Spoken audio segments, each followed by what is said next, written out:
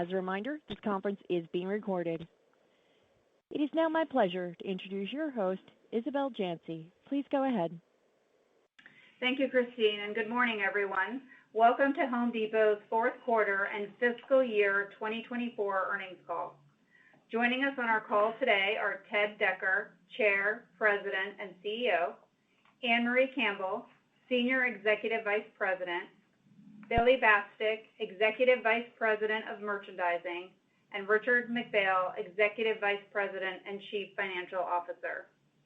Following our prepared remarks, the call will be open for questions. Questions will be limited to analysts and investors, and as a reminder, please limit yourself to one question with one follow-up. If we are unable to get to your question during the call, please call Investor Relations at 770-384-2387.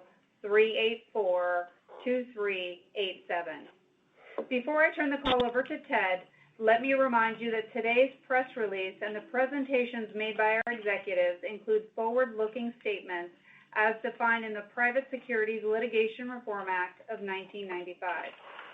These statements are subject to risks and uncertainties that could cause actual results to differ materially from our expectations and projections. These risks and uncertainties include, but are not limited to, the factors identified in the release and in our most recent annual report on Form 10-K and our other filings with the Securities and Exchange Commission. Today's presentation will also include certain non-GAAP measures, including but not limited to adjusted operating margin, adjusted diluted earnings per share, and return on invested capital. For a reconciliation of these and other non-GAAP measures to the corresponding GAAP measures, please refer to our earnings press release and our website. Now, let me turn the call over to Ted. Thank you, Isabel, and good morning, everyone. Sales for fiscal 2024 were $159.5 billion, an increase of 4.5% from the same period last year. Comp sales declined 1.8% from the same period last year, and our U.S. stores had negative comps of 1.8%. Adjusted diluted earnings per share were $15.24, compared to $15.25 in the prior year. In the fourth quarter, comp sales increased 0.8% from last year, and comps in our U.S. stores were up 1.3%. Adjusted diluted earnings per share were $3.13, compared to $2.86 in the prior year. In the quarter, we saw broad-based engagement across our geographies, as 15 of our 19 U.S. regions delivered positive comps. In addition, both Canada and Mexico reported positive comps in local currency. Our fourth quarter results exceeded our expectations as we saw greater engagement in home improvement spend, despite ongoing pressure on large remodeling projects.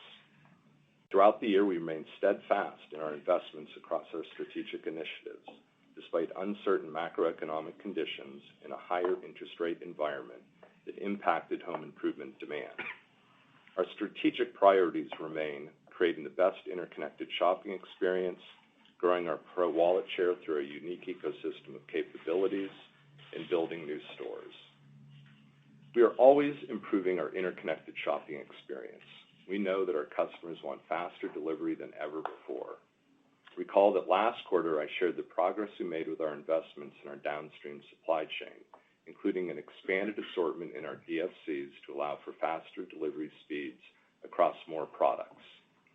We also began leveraging our stores to offer more delivery options.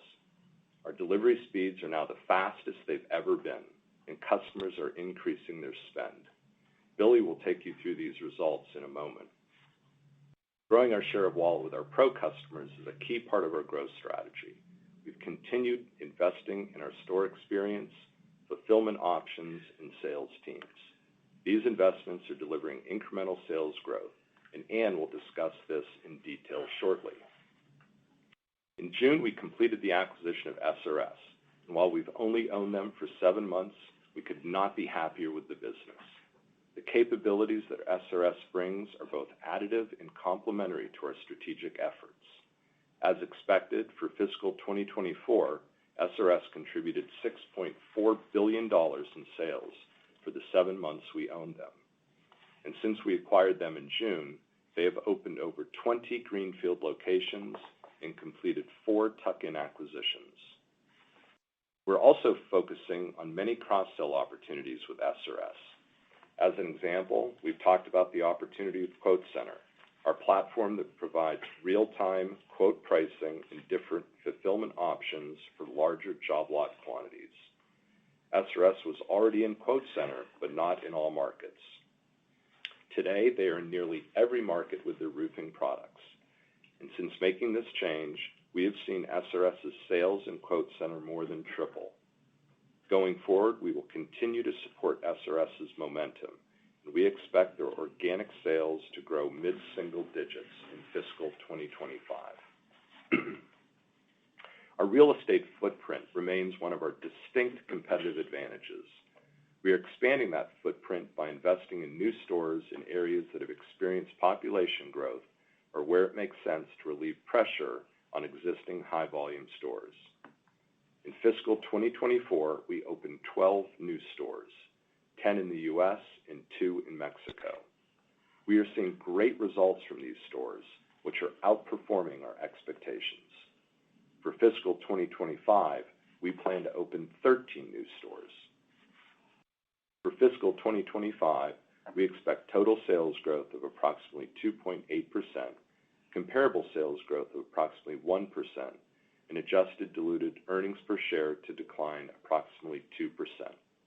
We remain excited about all our growth opportunities, and we feel confident that the investments we are making will set us up for continued success. I want to close by thanking our associates for their hard work and dedication to our customers in the fourth quarter and throughout the year. Our results reflect strong execution by our stores, merchants, and supply chain teams, as well as our vendor partners, as they remain focused on delivering value and service to our customers. With that, let me turn the call over to Ann. Thanks, Ted, and good morning, everyone.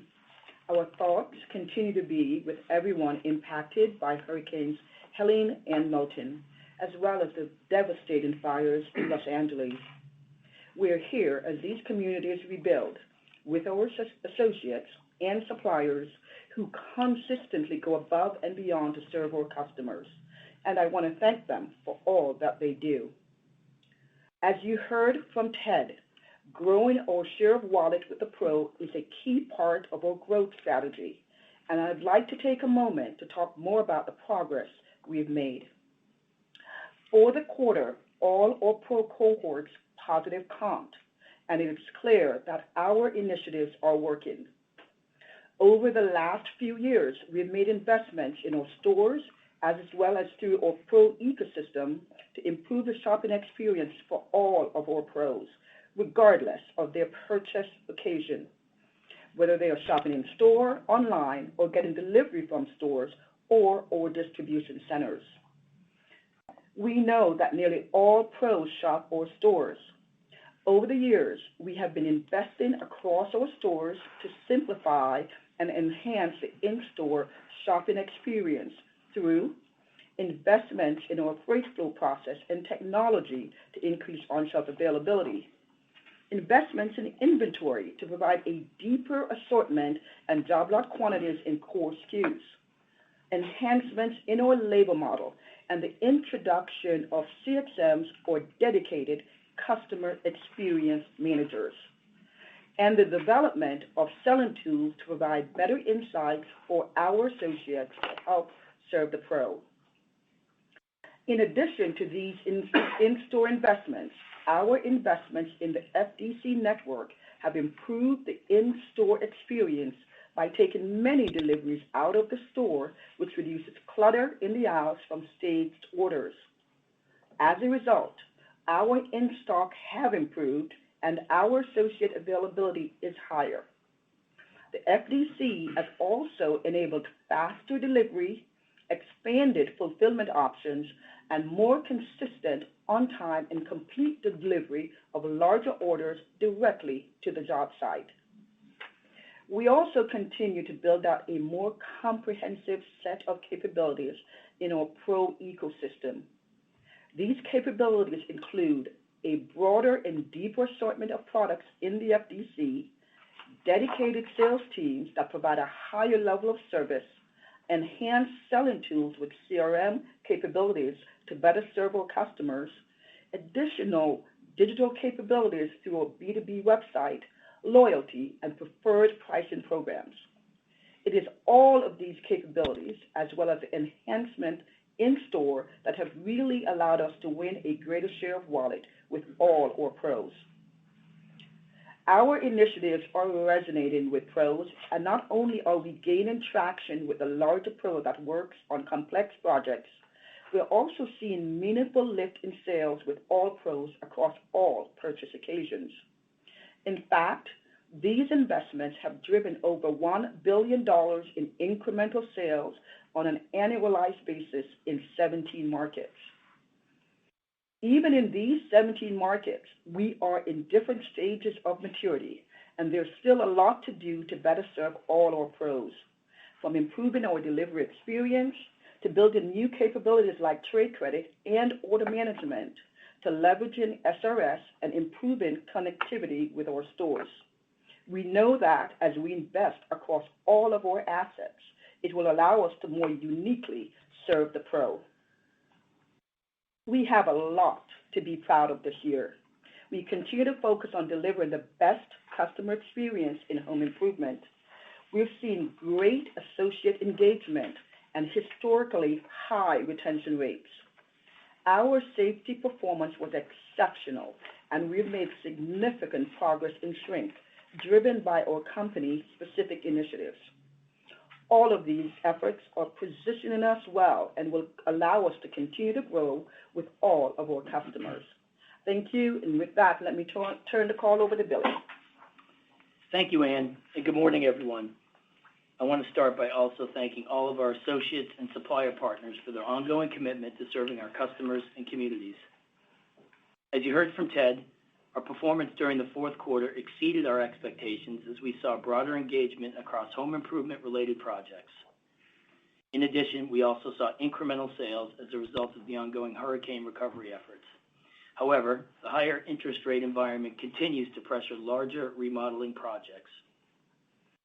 Turning to our merchandising department comp performance for the fourth quarter, 10 of our 16 departments posted positive comps, including appliances, indoor garden, lumber, power, building materials, paint, outdoor garden, storage, hardware, and plumbing.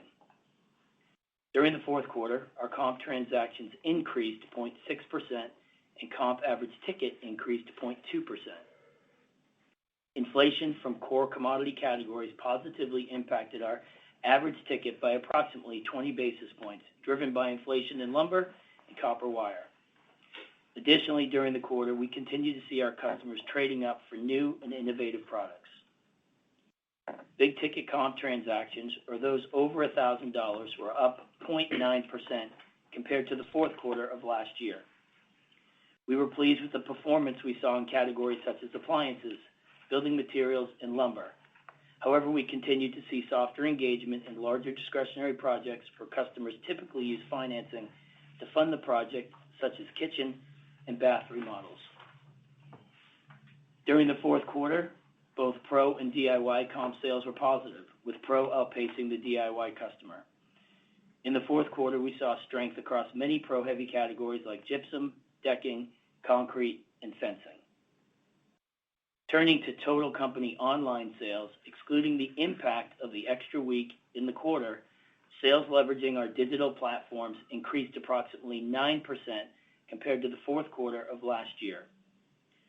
There are a lot of drivers to our online success, from the focus on continuously improving the shopping and browsing experience to enhancing the delivery and post-delivery experience to leveraging AI to enhance our chat features, product descriptions, and creating rating summaries for our customers. This quarter, I'd like to talk more specifically about delivery. As you heard from Ted, we remain focused on continuing to improve our interconnected retail experience and have made significant progress on the delivery experience for our customers. We have invested in a broader assortment across our 19 DFCs, established partnerships with third-party last-mile providers, and made technology improvements across our 2,000-plus stores to better utilize all of our assets for the benefit of our customers. Today, we have the fastest delivery speeds across the greatest number of products in company history.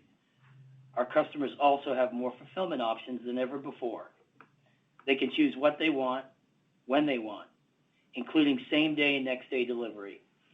We know that driving a superior customer experience, including speed of delivery, drives greater customer satisfaction, higher engagement, higher conversion, and ultimately more sales. And we've seen these customers who are engaging in our delivery capabilities meaningfully increase their overall spend with us across all purchase occasions and channels.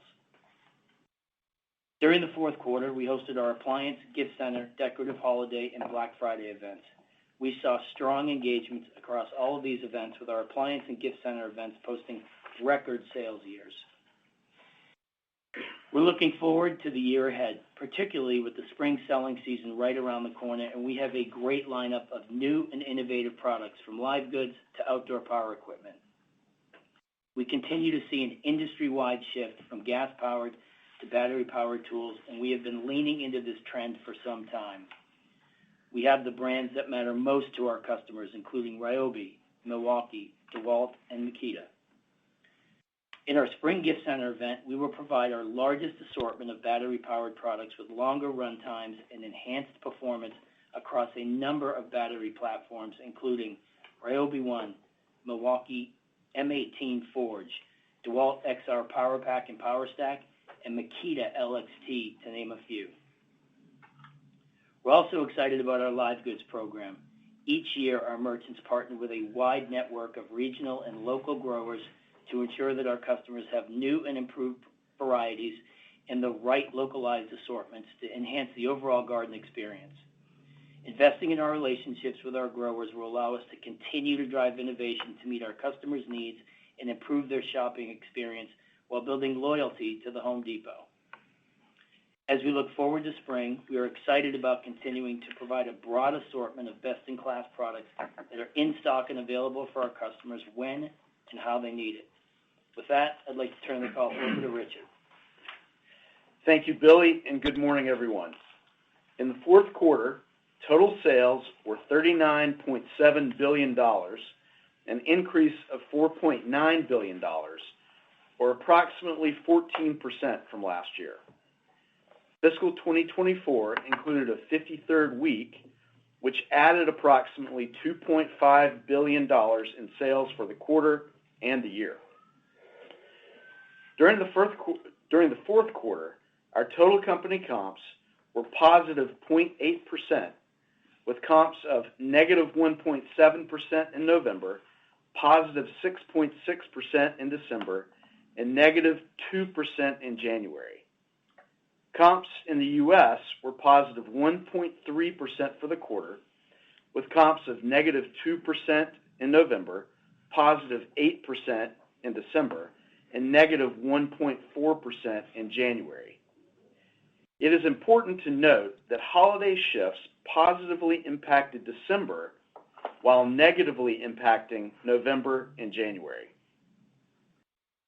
Our results for the fourth quarter include a net contribution of approximately $220 million in hurricane-related sales, which positively impacted total company comps by approximately 65 basis points for the quarter. Additionally, foreign exchange rates negatively impacted total company comps by approximately 70 basis points for the quarter. For the year, our sales totaled $159.5 billion, an increase of $6.8 billion, or 4.5%, versus fiscal 2023. For the year, total company comp sales decreased 1.8%, and U.S. comp sales decreased 1.8%. In the fourth quarter, our gross margin was approximately 32.8%, a decrease of 25 basis points from the fourth quarter last year, reflecting a change in mix as a result of the SRS acquisition, which was in line with our expectations. For the year, our gross margin was approximately 33.4%, an increase of approximately 5 basis points from last year, which was in line with our expectations. During the fourth quarter, operating expense as a percent of sales increased approximately 30 basis points to 21.5% compared to the fourth quarter of 2023. Our operating expense performance was in line with our expectations. For the year, operating expenses were approximately 19.9% of sales, representing an increase of 75 basis points from fiscal 2023. Our operating margin for the fourth quarter was 11.3% compared to 11.9% in the fourth quarter of 2023. Excluding intangible asset amortization in the quarter, our adjusted operating margin for the fourth quarter was 11.7% compared to 12.1% in the fourth quarter of 2023. Our operating margin for the year was 13.5% compared to 14.2% in 2023. Excluding intangible asset amortization, our adjusted operating margin for the year was 13.8% compared to 14.3% in 2023.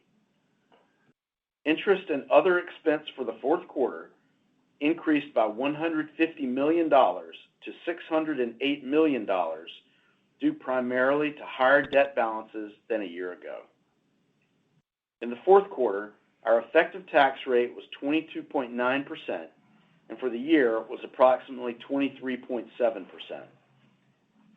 Our diluted earnings per share for the fourth quarter were $3.02, an increase of approximately 7% compared to the fourth quarter of 2023. Diluted earnings per share for fiscal 2024 were $14.91, a decrease of 1.3% compared to fiscal 2023. Excluding intangible asset amortization, our adjusted diluted earnings per share for the fourth quarter were $3.13, an increase of approximately 9.4% compared to the fourth quarter of 2023. Adjusted diluted earnings per share for fiscal 2024 were $15.24, essentially flat compared to fiscal 2023. During the year, we opened 12 new stores, bringing our store count to 2,347 at the end of fiscal 2024. Retail selling square footage was approximately 243 million square feet, and total sales per retail square foot were approximately $600 in fiscal 2024.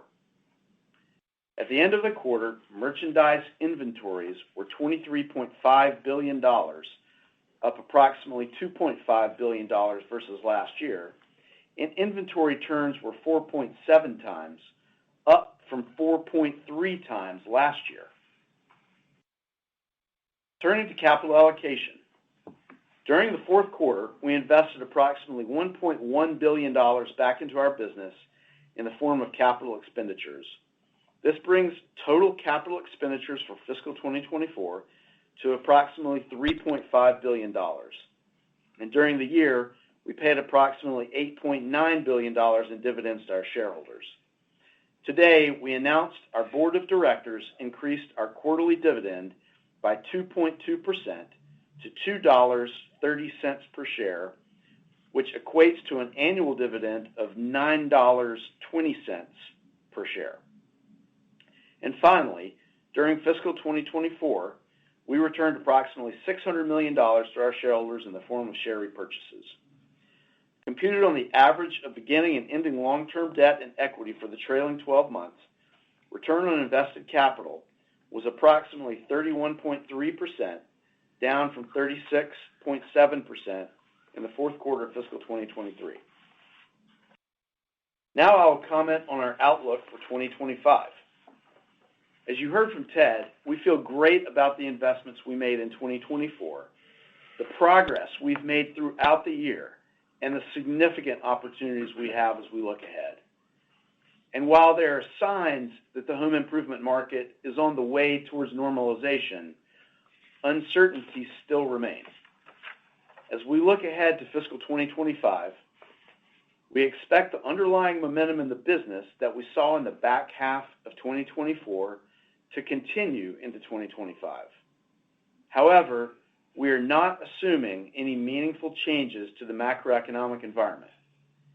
We expect our consumer will remain healthy.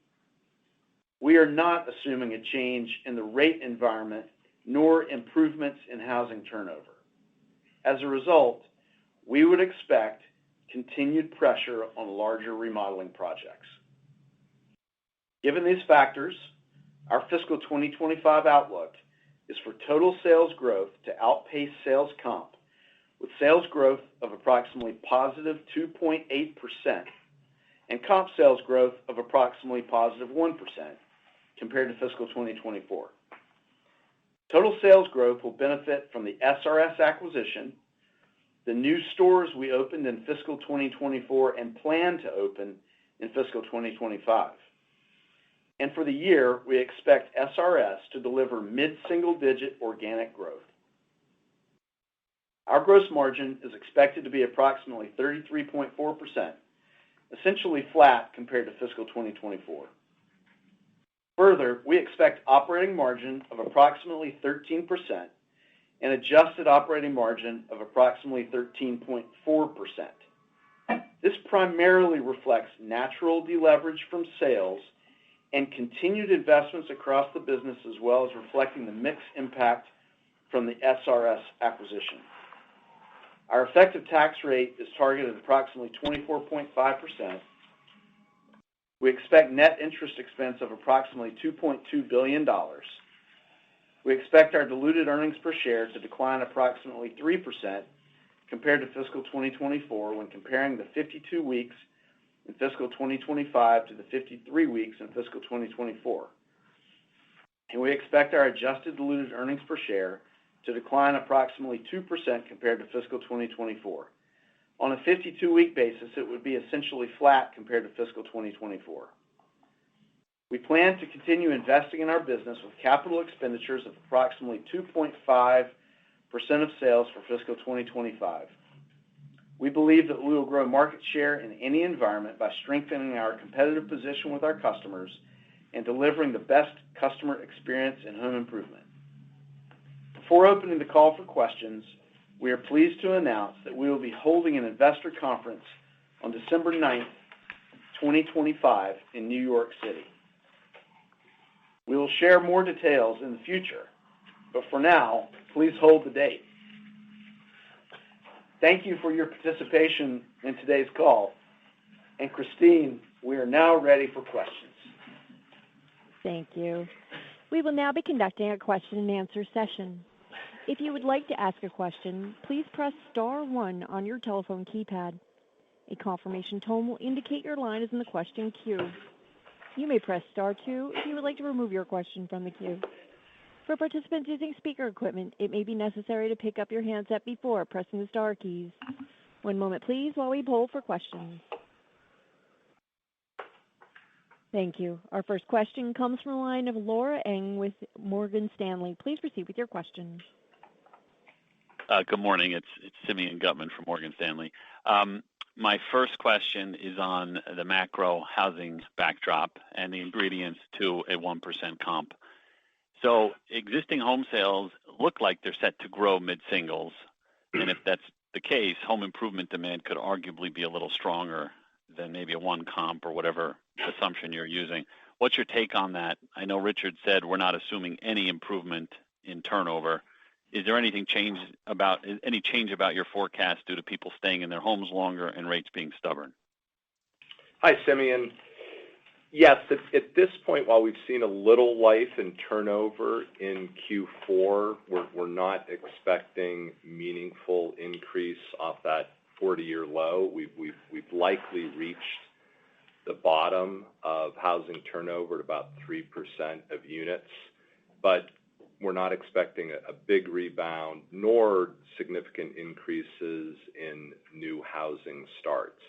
However, if you just step back, I mean, if you look at our customer, they remain very healthy. We look at our customer today, we think about $110,000 average income. Those incomes have been growing. We've talked about the increase in home equity values, up 50% since the end of 19. and then wealth effect through stock market and other investments. So our customer is very healthy. And as you say, if they're staying in their homes longer, they will take on larger remodeling projects as opposed to moving, those that are locked into lower interest rates or just not wanting to get mortgages with the higher rates. But we're not anticipating a large decrease in mortgage rates. It will be more a issue of consumers getting used to these higher rates. And to take on a larger project, it's usually financed. And that financing is through HELOCs. And we've started to see a little increase in each of cash out refis as well as draws on HELOCs. But there's literally trillions of dollars of equity built up in U.S. housing. And as homes continue to age and people are staying in those homes and realize that, we're highly unlikely to see the low interest rates we saw over the past 2-3 years, that they'll eventually tap that equity and do the larger remodeling projects.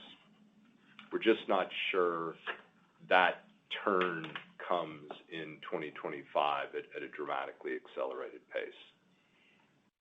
And to follow up on the 1%, just to explain that, Simeon, obviously this is a triangulation.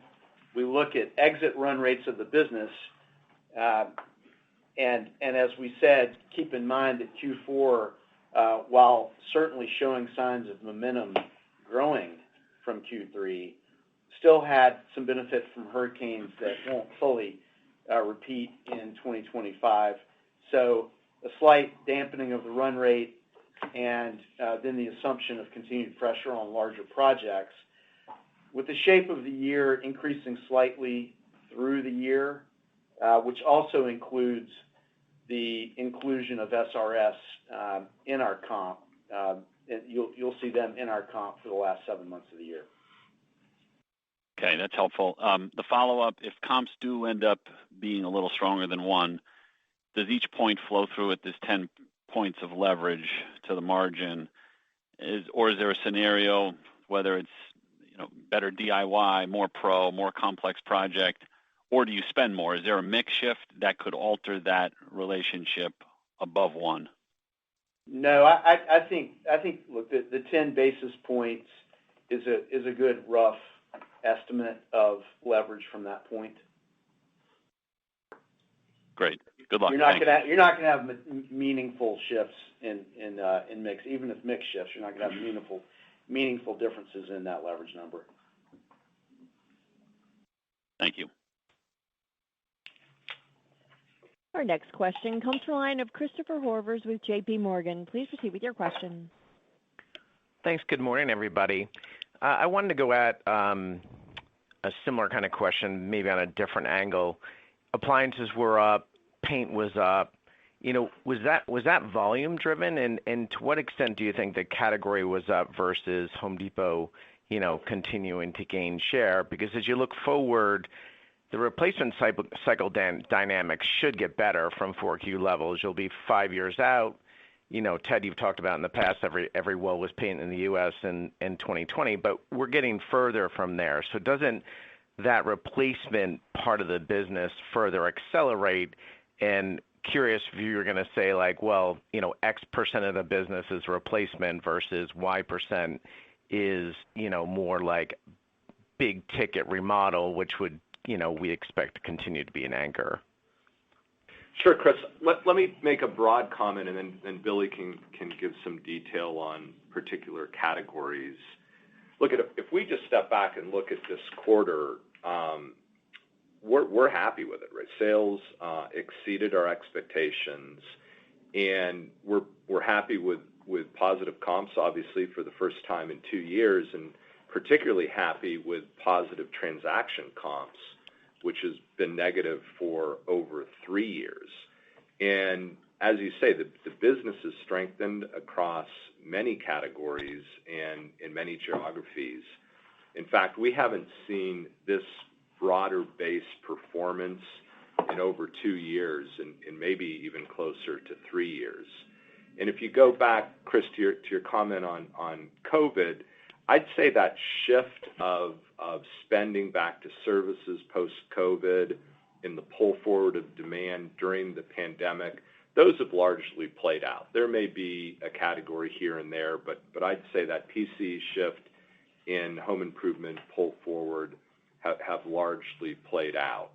And engagement in repair in smaller updates and decor-oriented updates is strengthening, and Billy can give some detail on the categories. Yeah, listen, as Ted mentioned, the broader-based performance, I talked about the 10 of the 16 departments that posted positive comps. We had an outperform, Chris, as you mentioned, in appliances in our gift center business, which, we had record sales, candidly, in those areas across the store. So we had a healthy balance of transactions and unit performance, which, to Ted's point, we hadn't seen in a while.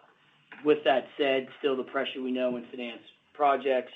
We had great performance across many of our pro-heavy categories. I mentioned gypsum and decking, concrete, fencing, and while there was some hurricane impact in there, we're pretty pleased with the broad base of performance, not only across the merchandising departments, but certainly across the country. But there's just no denying the deferral that we're still seeing. We are pleased with the pull forward that we think is largely, behind us at this point from a go-forward standpoint. So, all those things bode well, but still the pressure in some of the, more finance projects, we're still continuing to see that exist. Got it. And then, Richard, can you talk about the monthly U.S. comps, adjusting for the holiday shift? There's been a lot of questions, I think, over the past 5-6 weeks on what's going on with the consumer. You saw F&D talk about a slowdown relative to what they saw in the fourth quarter, and they talked about weather. So can you talk about, do you think, that the weather had any influence on the business in January, and any comment on exit rate? Thanks very much. I think that, so, the monthly progression was absolutely influenced by holiday shifts, again, to the benefit of December, to the detriment of November and January. But no doubt, weather was horrible in January. We've had 2 years in a row of tough Januaries, but this one was particularly tough. And so that's why we don't read a tremendous amount into it when we think about exit run rate. But no doubt, weather had an impact. Great. Thanks very much. Have a great spring. Thanks. Our next question comes from the line of Michael Lasser with UBS. Please proceed with your question. Good morning. Thank you so much for taking my question. What market share assumption have you embedded into your 2025 outlook? And why wouldn't it be reasonable for us to assume that Home Depot's market share gains should accelerate from here and be above where they've been historically, in light of you now having SRS as well as many more capabilities given the investments that have been made over the last several years? Is that a sign that you think your DIY market share is starting to peak, and that could have an impact on the overall share gains for the enterprise? Hi, Michael. Thanks for the question. As we look at the overall market for 2025, we see it overall being flat, maybe up slightly. Those expectations have come down over the last several months. And our +1, as Richard explained, is a continuation of some of the underlying strength in the business and our initiatives that we absolutely are gaining incremental sales for us. So that's why, we peg our comp growth at 1%. Now, if you look at the combination of what's driving our share gain for both pro and consumer in the core, it is all the capabilities that we're putting in the marketplace. And we talked a lot about interconnected and all the investments we've made on the interconnected journey and then certainly all the investments on our Pro ecosystem. And I'll have Jordan spend a few minutes more on what we're doing on Interconnected.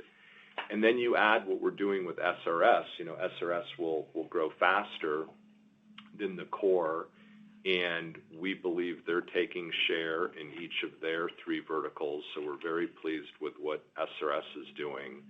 So all that with our new stores, which are starting to add some meaningful dollars to our growth, gets us to the 1% comp and 2.8% overall growth in a flat market. So we wouldn't say our share has peaked by any means in DIY or Pro. And then Jordan, if you chat about what we're doing to drive share in Pro and consumer with Interconnected. Sure. So, Billy shared the excitement we have had on .com sales performance, and that's really across both the consumer and the Pro, both of them up healthily online. And it's been a combination of investments that we've made that have helped deliver that, from the site experience and really making that journey so much better from a browse and search perspective and finding the right product, to the fulfillment. Billy mentioned that we've had the fastest delivery speeds in the history of our company, same-day delivery, next-day delivery, whether that's concrete and lumber or whether that's a light bulb or power tool. It's been really fast, and all of those investments have come together to really drive an improvement in conversion rate on the site. And then what we see is an increased engagement across channel with more purchases that come in store. So we're real excited about the momentum there and see the investments that we've made really paying off. Thank you for that. My follow-up question is on what's been happening as of late. There's been a lot of focus on the impact that the government efficiency measures and or immigration policy implementation could have on the U.S. consumer. How did you factor that and those considerations into the guidance? And while you had just indicated that weather was really the underlying cause of some of the results in January, are you seeing any evidence that these factors are having an impact on the business? There's been talk about housing inventory in the Mid-Atlantic starting to creep higher. So anything you could provide that would be very helpful. Michael, I don't think we've seen anything specifically. If you tick through some of the things you mentioned, and some I'd add, tax policy would be, one of the most important to Home Depot as a full taxpayer. So we'd be very pleased if the corporate rate stays at 21%. Tariffs is obviously a lot of discussion on what rates would be and what countries would be impacted and what categories of goods. We've been through that before, and I think we have the best team to manage through any tariff environment which would impact the industry. Broadly, I'd say our diversification efforts out of certain concentrations in countries has been quite good over the last 6 or 7 years. You mentioned immigration. We've talked about having a shortage of skilled trades folks in this country for some time. We believe it's like 400,000 trades folks short, and not sure how that number would change with any meaningful change in immigration. And then specifically to the government efficiency in Mid-Atlantic, no, we've not seen anything there. Thank you very much, and good luck. Thank you. Our next question comes from the line of Scot Ciccarelli with Truist. Please proceed with your question. Good morning, guys. Ann talked about $1 billion of incremental sales in the 17 markets where you've started to build out complex Pro capabilities. How do you actually measure that? And then what kind of ramp would you expect in those markets in 25 as you continue to phase in order management, credit expansion, et cetera, some of the other capabilities that you've discussed? Thanks. Yeah, thank you, Scott. Yeah, as we mentioned, that we're incredibly pleased with what we've seen so far. We're generating $1 billion and growing, so that's been fantastic. And as we mentioned as well, it's geared across all purchase occasion. The way we measure that is the incremental sales in the 17 markets versus what we see in the top 40 markets. So the $1 billion of annualized sales is that in those 17 markets, we have been outperforming other top 40 markets. And so when you think about 2025, we're focused on really maturing the capabilities in these 17 markets, which is really important. Not only maturing the existing capabilities, but really, really rolling out new capabilities as well. So whether it be delivery, expanding our sales force, those are key things that we'll continue to focus on, as well as new capabilities as we talk about trade credit, order management, account management.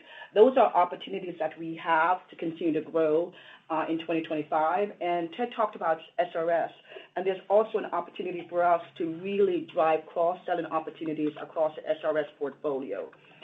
Last but not least, we have more FDCs in the pipeline as well. We have 3 FDCs under construction. We have more in the pipeline. So we're incredibly pleased with what we've seen in 2024 when we think about the 17 markets across our company and compared to the top 40 markets, but more importantly, what we've seen with the Pro ecosystem across the country as well, and making sure that we're doubling down on the opportunities that we see. Appreciate that. What's the biggest sticking point as you roll this out? Is it building the specialty sales force? Is it the recognition from your complex pros, et cetera? Like, what's the toughest piece that you've kind of learned that you have to? What's the toughest hurdle you have to clear? Yeah, Scott, this is, what we continue to find. This is an entire ecosystem, right? So it's not just one component of the ecosystem, right? When we talk about the outside sales, or we talk about delivery, or we talk about order management and account management, it's all of those things working in concert. So what, is always kind of difficult is as you roll these capabilities out and they're at different levels of maturity, our focus is to refine and really perfect what we're seeing. And that takes time in a market, especially when you're building relationships. We don't want to create new relationships with our new capabilities with our pros and then have big failure points. So the difficult part is making sure that we're doubling down and moving at a speed that drives outcomes, but at the same time that we're focused on perfecting within the market. So it's incredibly complex. It is really important that we do this right. And in 2024, we saw some really, really great progress. And that's what makes us excited about what we will do in 2025 and beyond. Thank you. Our next question comes from the line of Karen Short with Melius Research. Please proceed with your question. Hi, thanks very much, and good to talk to you.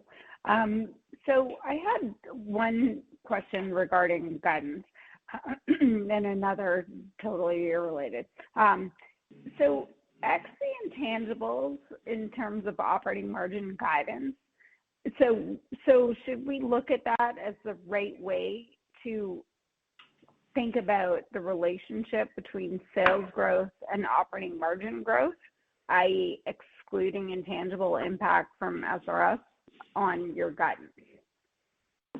Yes, Karen, we believe that removing the non-cash amortization expense related to the amortization of intangible assets is the best way to look at our underlying operating margin. And so that's where we have guided for the last couple of quarters and will continue to guide on the basis of moving forward. So how should we? Karen, by the way, the operating margin is adjusted for all non-cash amortization expense at the Home Depot, not just that related to SRS. Okay. Thank you. So how should we think about the relationship on total sales growth versus operating margin or operating profit growth on the way you define it? Delevers is essentially the same when you're looking at adjusted operating margin versus GAAP operating margin. So there's no change needed in the way that we've talked about leverage or deleverage in the past. Okay. And is 2.5% of sales the right run rate to think about on CapEx going forward? So, historically, we've said 2% is sort of a rough expectation. We have increased that percentage really to reflect two things. Number one, obviously, we are happy with the investments we've made. They are generating exceptional returns, and so we're leaning into those investments. But second, a big part of that investment portfolio are our new stores. And it's worth calling our new store program out. In 2023, we announced we would build 80 stores over 5 years, including the year 2023. We are 25 stores into that program. So far, the results have been fantastic. We're tracking ahead of expectations. So we are going to continue, and we will complete that program. This year will be the third year of the program. We'll complete it by year 5, which is 2027. So that 2.5% of sales is reflective of that new store program, as well as leaning into investments that are working. Okay, great. Thank you so much. You're welcome. Our next question comes from the line of Steven Zaccone with Citi. Please proceed with your question. Great. Good morning. Thanks very much for taking my question.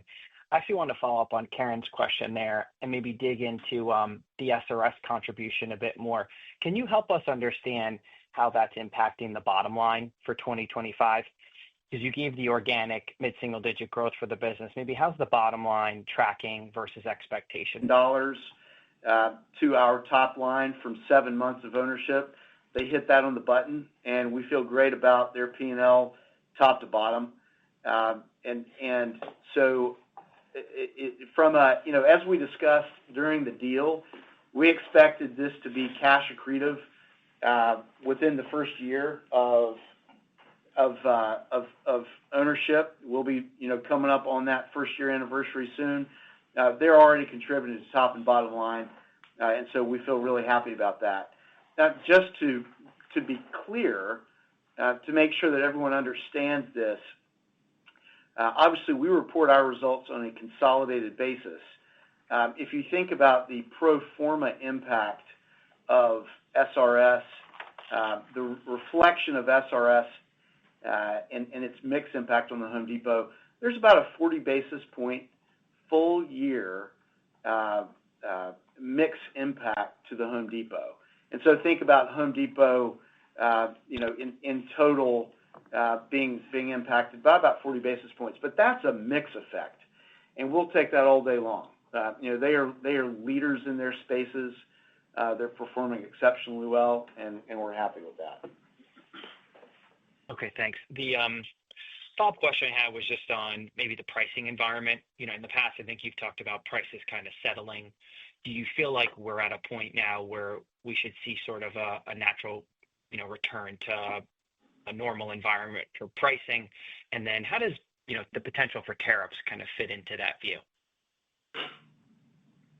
Well, thanks, Stephen. It's Billy. Listen, as it relates to just the general pricing environment, and then I'll talk for a minute about tariffs. I mean, we are in a very rational market, just by definition, and prices, as we've mentioned on the last couple of calls, really have settled, to your point. And the promotional activity is the same as it's been, kind of pre-COVID as well. So no differences in that. And as I mentioned, again, the last couple quarters, pricing is settled into the market accordingly. As it relates to tariffs, and we've spoken a little bit about it this morning. I mean, listen, we've been through this before. We'll continue to assess, how these impact our business from a go-forward standpoint. We've been focused on diversifying sourcing for several years, so we'll continue to assess that going forward. But our number one job in merchandising is to be the customer's advocate for value. We have great vendor relationships, and with our scale, we feel that we're as well or better positioned than anyone in the marketplace to navigate the environment going forward. And actually, I want to go back one question and just follow up on Stephen's question. So, Stephen, just to put a year-over-year comparison together for you and talk about how SRS impacts year-over-year from an operating margin perspective. So as you see in our guidance, we're guiding to a 13.4% adjusted operating margin from a 13.8%. That's a 40 basis point decrease. Here's how that 40 basis points breaks down. It's coincidental to the pro forma impact, but the year-over-year is different. So that 40 reflects 20 basis points of natural deleverage. And recall, we think this business levers about a 3% comp. So at a 1% comp, we're getting about 2 comp points of deleverage. So 2 times about 10 basis points per is 20 basis points. Then the inclusion of 12 months of ownership of SRS compared to 7 months of ownership is reflected in 15 basis points of mix shift. So you've got about a 15 basis point impact of that year-over-year comparison of 12 months versus 7 months. And then finally, the comparison versus a 53-week year also shifts margin by 5 basis points. So you've got 20 bips from natural deleverage, you've got 15 from SRS impact, and you've got 5 from the 53rd week comparison. Within that, I think it's worth saying, look, we are leaning into investments. We're paying for those investments through productivity. And so that's also within that operating margin guidance. There's productivity inside it as well as leaning into investments, and I hope that makes it a little bit more clear. Yeah, that answers our question. Thank you so much for that follow-up. Our next question comes from the line of Seth Sigman with Barclays. Please proceed with your question. Thanks. Good morning, everyone. I do want to follow up on that last point around the flow-through. If you step back and look at your sales over the last several years, I think since 2019, sales are up maybe 45%. SG&A is actually up a similar percent. Along the way, there have been investments and plenty of cost pressures. I guess the real question is, to the extent that comps start to improve here, they progress throughout 2025, are we at that point where sales should grow faster than expenses and you can really start to see that flow-through come through? Seth, I would point you back to our investor conference back in 2023, right? Once this market normalizes, we would expect a base case of 3 to 4% top line growth. We would expect, and within that, we expect flat gross margin as kind of a base expectation. And then we do expect operating expense leverage. And so that takes you to the earnings per share expectation of mid to high single digit growth once our market is normalized and once we're back to that level of sales growth. And that view hasn't changed since 2023. Okay, great. Thank you for that. And then just on that point around the gross margin, you are guiding flat in 25. You still have some SRS dilution wrapping into this year. Can you talk about some of the underlying assumptions for core Home Depot and speak to the offsets that would be helping mitigate that SRS dilution? Thanks so much. Sure. I'd point it to, you're right about that. We still have a little bit of a lap, and so there's pressure from SRS mix. Just 2 great call-outs. Number one, our outstanding supply chain and merchandising teams finding productivity, and I could go on and on about it, but the benefits we've seen in supply chain productivity alone are really encouraging.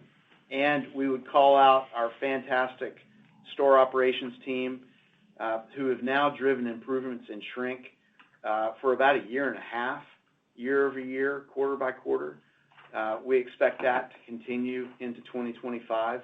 And so it's really a story of SRS mix being offset by supply chain productivity, some other great things the merchants are doing, and our fantastic store ops team.